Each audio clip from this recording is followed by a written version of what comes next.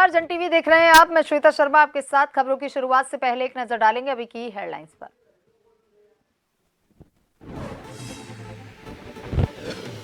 पिथौरागढ़ में गूंजी शिव नगरी के रूप में पिथौरागढ़ में गूंजी होगा शिव नगरी के रूप में विकसित। पीएम मोदी ने दी 3,220 लाख के विकास कार्यों की सौगात। कैलाश धाम को मिलेगा पर्यटन को बढ़ावा।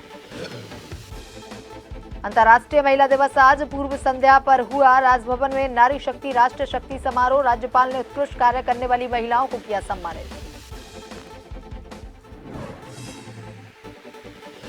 लोकसभा चुनाव को लेकर भाजपा की तैयारियां तेज। मातृशक्ति को रिझाने में जुटी पार्टी। सितारगंज और जसपुर में हुआ नारी बंधन कार्यक्रम। 40 लाख के करीब महिला वोटर्स।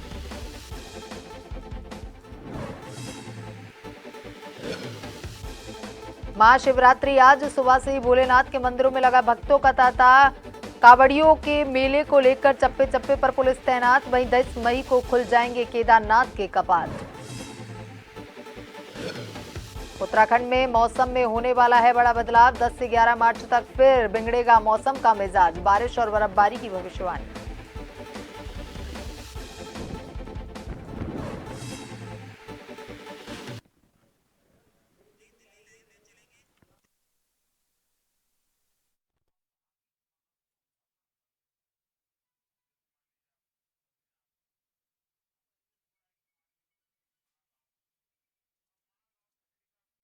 सीधे लिए चलते हैं आपको दिल्ली, जहां पर प्रधानमंत्री नरेंद्र मोदी भारत मंडपम में संबोधित कर रहे हैं।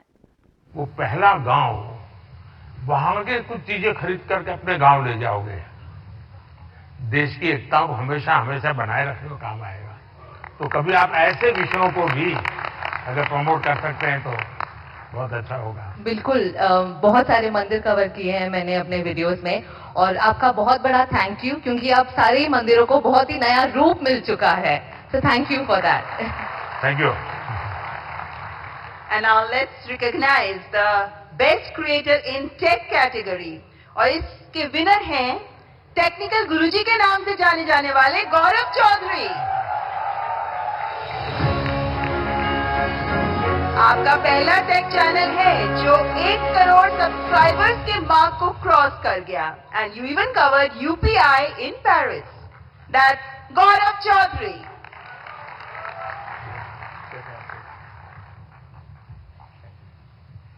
चलिए भाई, आज की दुनिया का इंसान है, कुछ बताएगा हमें। तो चलिए शुरू करते हैं। सर, मैंने 2015 अक्टूबर में अपना चैनल शुरू किया था, और उसका एक बहुत बड़ा कारण है डिजिटल इंडिया, जो जुलाई के महीने में शुरू हुआ था। उससे 1 साल पहले जब आपने make in India program start किया, तो हमने देखा कि कैसे टेक्नोलॉजी के फील्ड में स्पेशली इंडिया, जो हमेशा से हम जानते हैं कि हम सभी का जो टैलेंट है वो तो बहुत अच्छा है ही, लेकिन जैसे हमने देखा कि हमारे देश में जब मैन्युफैक्चरिंग स्टार्ट हुई, जो बाहर की कंपनियां भी इंडिया में आ रही हैं, तो उससे मुझे लगा कि क्यों ना मैं अगर अपना थोड़ा नॉलेज शेयर कर पाऊं, तो बस वही स्टार्ट किया है। आपने ध्यान में आया होगा, एक विषय को लेकर के मैं भारत काफी कुछ कर रहा है, और दुनिया को भी मैं कहता रहता हूं। सभी दुनिया के बड़े बड़े नेताओं से इस विषय में मेरी जरूर चर्चा होती है। और प्रधानमंत्री नरेंद्र मोदी ने जम्मू कश्मीर से विकसित भारत स्वदेश दर्शन 2.0 योजना के तहत पिथौरागढ़ को सौगात दी। सीमांत क्षेत्र गुंजी कैलाश धाम में पर्यटन को विकसित करने के लिए 3,220 लाख के कार्यों का वर्चुअली लोकार्पण और शुभारंभ किया। कार्यक्रम के दौरान मुख्य अतिथि के रूप में लोकसभा सांसद अजय टम्टा ने बतौर मुख्य अतिथि प्रतिभाग किया। टम्टा ने अपने संबोधन में सभी का अभिनंदन किया। वह क्षेत्र की जनता का आभार व्यक्त करते हुए कहा कि मुझे जो लगातार जनता की सेवा करने का मौका मिल रहा है, वह मेरे लिए सभी का आशीर्वाद है। उन्होंने कहा कि आज देश के प्रधानमंत्री मोदी का नेतृत्व में देश को ही नहीं, पिथौरागढ़ को भी एक नई पहचान मिल रही है।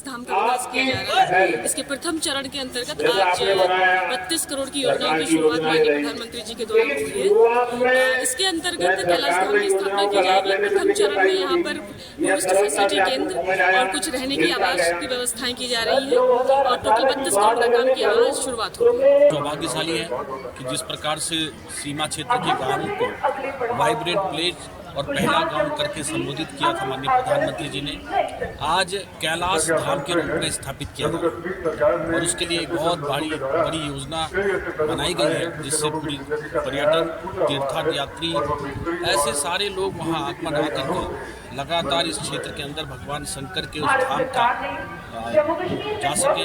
वहाँ हर व्यक्ति की जाने की मंशा रहती है और इसी कालखंड के अंदर माननीय प्रधानमंत्री जी के द्वारा टनकपुर से लेकर पिथौरागढ़ को ऑल वेदर रोड देकर के बड़ी सौगात दी।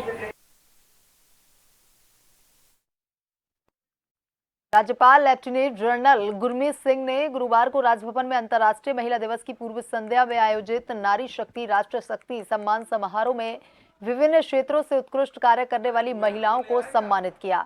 इस दौरान राज्यपाल ने सभी को गोरा देवी की प्रतिकृति और शॉल उड़ाकर सम्मानित किया। इस अवसर पर राज्यपाल ने गीता धामी को विशिष्ट अतिथि के रूप में सम्मानित किया। इसके अलावा राज्यपाल ने माता मंगला जी, विधानसभा अध्यक्ष ऋतु खंडूरी भूषण, कैबिनेट मंत्री रेखा आर्या, सांसद माला राज्य लक्ष्मी शाह और मुख्य सचिव राधा रतूड़ी को उनके सराहनीय योगदान के लिए विशेष प्रशस्ति पत्र प्रेषित कर सम्मान प्रदान किया। कार्यक्रम में राज्यपाल ने 2023 की उत्तराखंड बोर्ड परीक्षाओं में श्रेष्ठ स्थान प्राप्त करने वाली 4 बालिकाओं को पुरस्कृत किया। अपने संबोधन में राज्यपाल ने कहा कि नारी शक्ति की भूमिका परिवार निर्माण, समाज निर्माण व राष्ट्र निर्माण और इन तीनों के विकास में अतुलनीय है।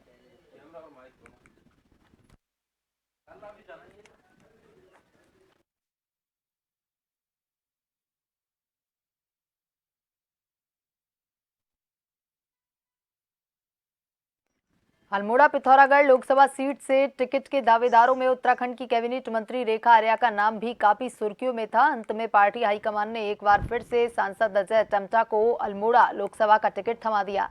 वहीं गुरुवार को चंपावत पहुंची कैबिनेट मंत्री रेखा आर्या ने सांसद अजय टम्टा को टिकट दिए जाने के सवाल का जवाब देते हुए कहा कि उत्तराखंड व अल्मोड़ा लोकसभा के हित में जो निर्णय होना चाहिए उस पर पार्टी ने विचार किया है और जो निर्णय लिया है उसका वे स्वागत करती हैं। पार्टी ने जब जब उन्हें जो जिम्मेदारी दी उसका उन्होंने ईमानदारी से निर्वहन किया।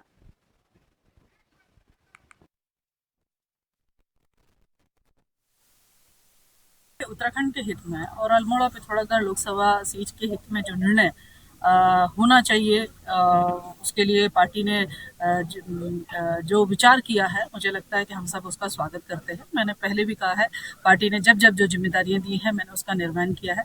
पार्टी आज मुझे इस भूमिका के रूप में देखना चाहती है तो मैं उसका निर्वहन करूँ।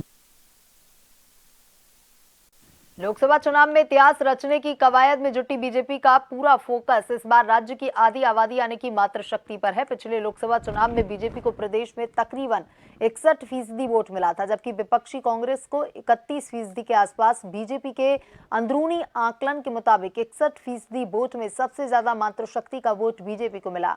5 लोकसभा सीटों में मिले वोट के हिसाब से बीजेपी का आकलन है कि पिछली मर्तबा चाहे 2014 या 2019 का लोकसभा चुनाव रहा हो या फिर 2017 या 2022 का विधानसभा चुनाव, महिलाओं ने बढ़ चढ़कर बीजेपी को वोट किया है। उत्तराखंड में महिला वोटर्स की संख्या करीब 40 लाख के करीब है, लिहाजा भाजपा का पूरा टारगेट महिला वोटर को साधने पर है। इसके लिए प्रदेश भर में कई कार्यक्रम भी चलाए जा रहे हैं।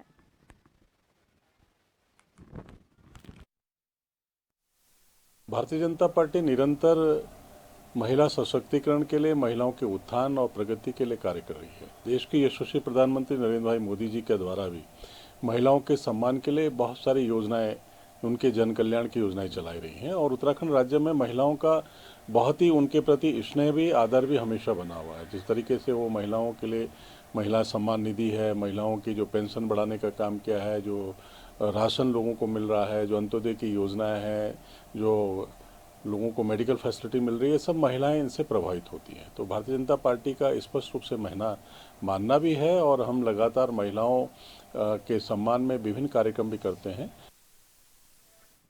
सितारगंज भाजपा द्वारा नगर के श्री रामलीला सभागार में नारी शक्ति वंदन कार्यक्रम आयोजित किया गया। भाजपाइयों ने इस दौरान 10 सालों में मजबूत हुई महिलाओं की स्थिति और उनके बड़े सम्मान व स्वाभिमान के बारे में बताया।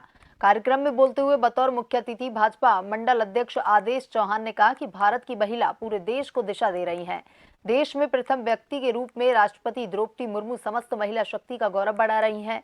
उन्होंने कहा कि प्रधानमंत्री नरेंद्र मोदी के नेतृत्व में देश की नारी शक्ति दुनिया में परचम लहरा रही है।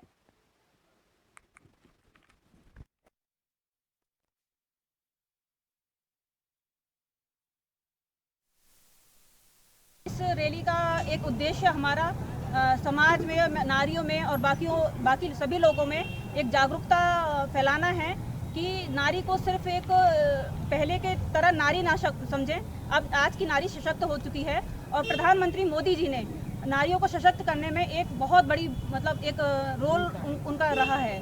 बाकी की जो पहले सरकारें हुआ करती थी, शायद नारियों को वो बोलने में एक देते थे कि हाँ हम बहुत महत्व देते हैं, लेकिन यकीनन जो मोदी जी ने हम बहनों के लिए सोचा है वो आज तक किसी प्रधानमंत्री ने, किसी देश के नेता ने नहीं सोचा। तो हम बार बार मोदी जी का धन्यवाद करते हैं और इस शक्ति बंधन के थ्रू हम सब बहनें उनका एक बार। वक्त तो चला है छोटे से ब्रेक का। ब्रेक के बाद वापस खबरों की तरफ रुख करेंगे।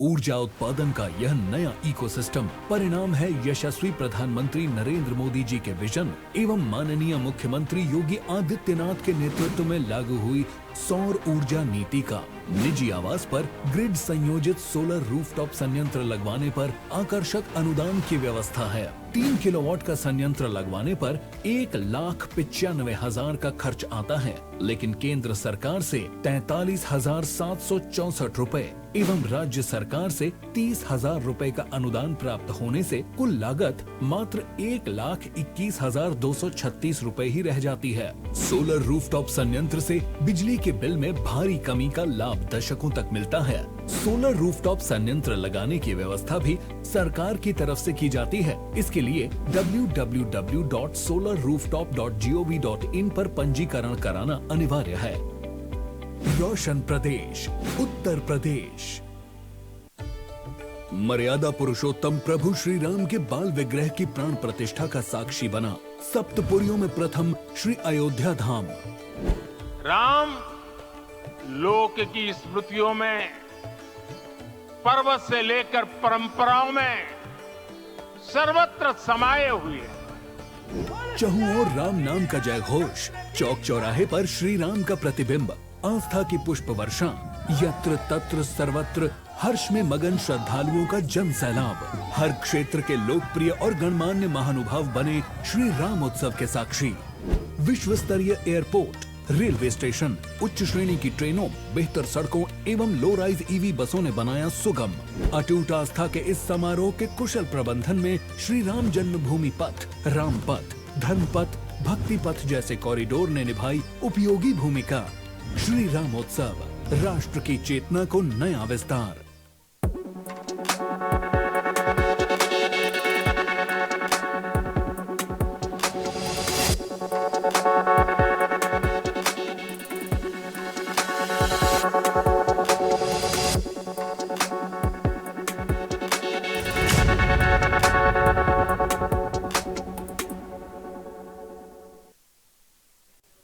ब्रेक के बाद एक बार फिर से आपका स्वागत है। ये बढ़ते हैं खबरों की तरफ।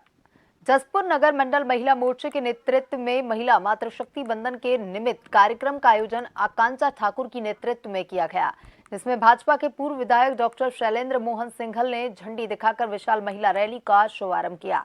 महिला उत्थान के लिए केंद्र व राज्य सरकार द्वारा चलाई जा रही योजनाओं को जन जन तक पहुंचाया जा रहा है। मीडिया से रूबरू होते हुए आकांक्षा ठाकुर ने बताया कि केंद्र में भाजपा की मोदी सरकार के बेमिसाल 10 साल को जनता भुला नहीं सकती।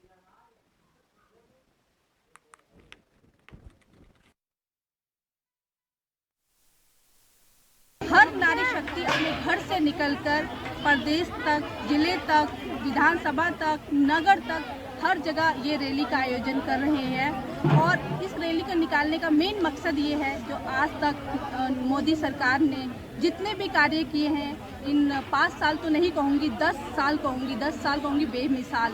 तो इन 10 सालों में जितने भी मोदी सरकार ने योजनाएं लेके आए हैं, वैसे तो करोड़ों योजनाएं लेके आए हैं और उन योजनाओं पे काम भी हो रहा है। जैसे कि देखा जाए उज्ज्वला योजना और क्या कहते हैं जनधन योजना, आवास योजना, मतलब ऐसे अनेकों। ये रैली धर्मशाला मंदिर से प्रारंभ होकर के, जिसका उद्घाटन माननीय पूर्व विधायक डॉक्टर शैलेंद्र मोहन सिंघल जी ने किया है। यहाँ से ये यात्रा धर्मशाला मंदिर से प्रारंभ हुई, उसके बाद ठाकुर मंदिर से आर्य समाज रोड से मेन मार्केट से पूर्णानंद विद्यालय और उसके बाद कोतवाली थाना जसपुर से होते हुए इसका समापन धर्मशाला मंदिर पर ही हुआ। आगामी लोकसभा चुनाव में अल्मोड़ा पिथौरागढ़ लोकसभा सीट में अल्मोड़ा जिले से 5,35,079 मतदाता प्रत्याशियों की भाग्य का फैसला करेंगे। अल्मोड़ा के जिला निर्वाचन अधिकारी विनीत तोमर ने प्रेस वार्ता कर चुनावी तैयारियां पूरी होने की बात कही। जिला निर्वाचन अधिकारी विनीत तोमर ने कहा कि जिले की 6 विधानसभा क्षेत्रों में कुल 920 पोलिंग स्टेशन बनाए गए हैं। आचार संहिता से पहले चुनावी मशीनरी पूरी तरह से तैयार है। कुछ पोलिंग स्टेशन में बिजली, पानी सहित कुछ समस्याएं जरूर हैं, जिन्हें समय रहते दुरुस्त कर दिया जाएगा।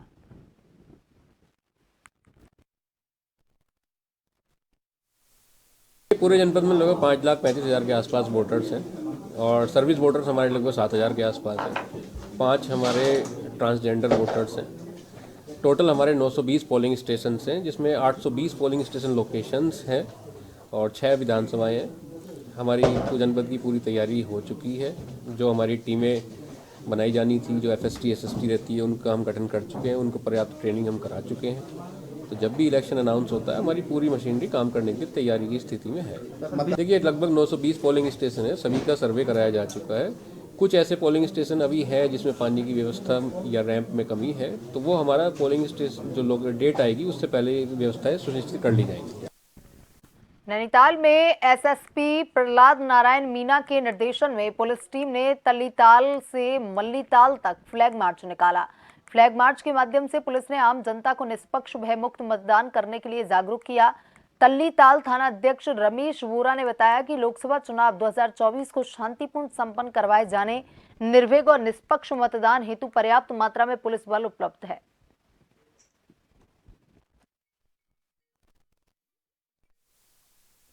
लोकसभा निर्वाचन 2024 को सकुशल संपन्न कराए जाने हेतु निर्भीक और निष्पक्ष मतदान हेतु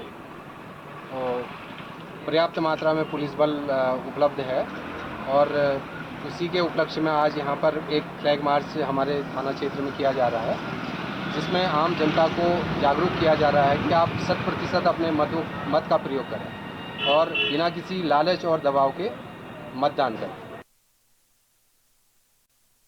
शिवरात्रि के पावन अवसर पर धर्म नगरी हरिद्वार में भी भगवान भोलेनाथ का जलाभिषेक करने के लिए शिव भक्तों की सुबह से ही लंबी लाइनें लगी हुई हैं। हर कोई भगवान भोलेनाथ को खुश करने के लिए अपने अपने तरीके से पूजा अर्चना कर रहा है।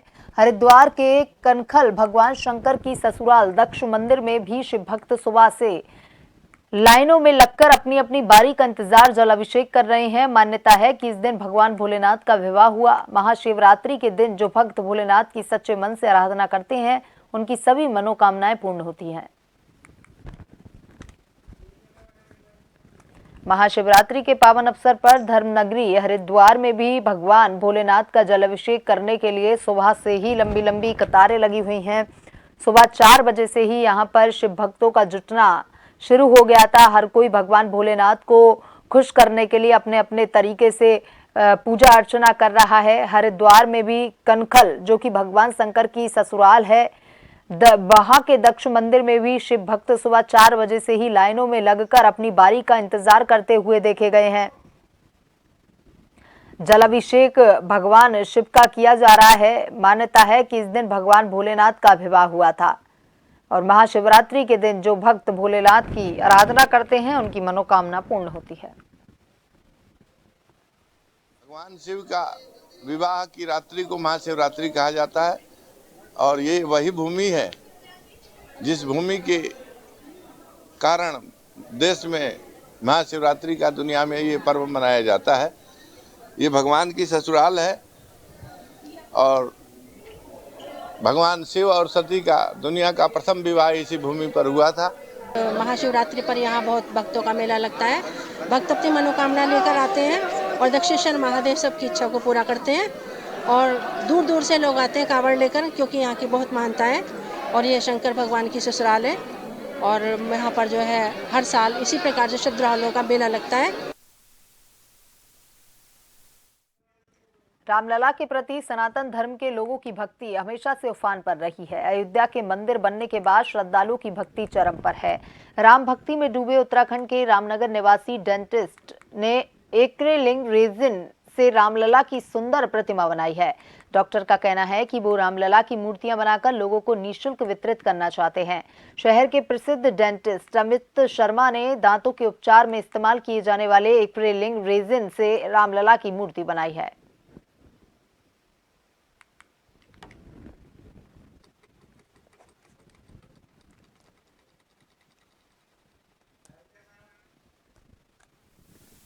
में जो है, जैसा कि सभी को विदित है कि इस समय पूरा विश्व जो है राममय हो गया है। इसी वातावरण की वाइब्रेशन हमारे अंदर भी इस समय व्याप्त है और उसी में हमने देखा कि हम जिस एक्रेलिक रेजिन से अपने दांतों को कुछ काम में उपयोग करते हैं, जो लैब में काम में आता है, तो उसी मटेरियल से हमने रामलला जी की मूर्ति का एक बनाया गया है। और इसको बनाने के लिए एक 3D प्रिंटर का इस्तेमाल किया जाता है, जो हमारे लैब टेक्नीशियन द्वारा किया गया और हम लोगों ने मिलकर इस मूर्ति का बनाया। उत्तरकाशी के बड़कोट नगर पालिका बड़कोट के नौगांव टैक्सी स्टेशन पर स्थित खड़ा पुराना पेड़ अचानक से टैक्सियों पर गिर गया। अचानक पेड़ गिरने से लोगों में भगदड़ मच गई। टैक्सी के भीतर बैठे आधा दर्जन वाहन चालक बाल बाल बच गए और बड़ा हादसा होने से टल गया। स्टेशन पर पेड़ गिरने से जाम की स्थिति बन गई। मौके पर पहुंचे अग्निशमन दल, वन विभाग और पुलिस टीम ने कटर मंगवाकर वाहनों पर पड़े हुए पेड़ को हटवा दिया। वहीं आपको बता दें कि 1 माह पहले टैक्सी यूनियन वन विभाग को पत्र लिखकर जर्जर स्थिति में हुए पेड़ को हटाने की मांग की जा चुकी है, लेकिन कार्रवाई नहीं होने से वन विभाग के खिलाफ चालकों व व्यापारियों में भारी नाराजगी व्याप्त है।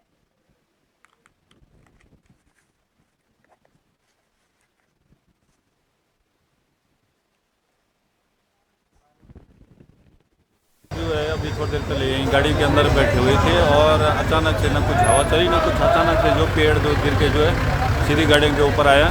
हम लोग जो वहीं पे मौजूद थे और तब जाके जो हम लोग जो भाग के जो इधर उधर से अपनी जान बचाई है। गिरा है यहाँ पे और बाबा भोगनाथ की बहुत बड़ी कृपा हुई कि यहाँ से पब्लिक थोड़ा इधर उधर थी। यदि आधे घंटे पहले की बात हुई तो पता नहीं कितनी हानि हो जाती, इसका कोई अंदाजा भी नहीं लगा जा सकता, क्योंकि शिवरात्रि मेले की भीड़ थी। सारे बनाल ठकरा के लोग इसी पेड़ के नीचे बैठते हैं और अब ये जब नीचे गिरा तो टैक्सी के ड्राइवर सारे गाड़ियों में बैठे हुए थे और उसके अंदर ही लोग जो है बच गए, मतलब गाड़ियों के अंदर बैठे, तो बाहर होते तो काफ़ी लोग मर जाते हैं। और यूनियन ने शायद इससे पहले 1 माह पूर्व जो है यहाँ से लिखित में वन विभाग को दे रखा, लेकिन इस पर कोई कार्रवाई नहीं हुई। मसूरी अखिल भारतीय सफाई मजदूर संघ द्वारा अपनी विभिन्न मांगों को लेकर के सरकार के खिलाफ प्रदर्शन किया गया। संघ के शहर अध्यक्ष गुलशन कुमार के नेतृत्व में नगर पालिका परिषद मसूरी पहुंचे और प्रदेश की पुष्कर सिंह धामी सरकार पर सफाई कर्मचारियों की अनदेखी करने का आरोप लगाया। नगर पालिका के मुख्य गेट पर तालाबंदी कर सरकार की नीतियों के खिलाफ अपना विरोध व्यक्त किया। इस मौके पर मसूरी अखिल भारतीय सफाई मजदूर संघ के कार्यकर्ताओं ने प्रदेश की भाजपा सरकार के खिलाफ जमकर नारेबाजी की। आगामी लोकसभा चुनाव में भाजपा के खिलाफ काम करने की चेतावनी दी।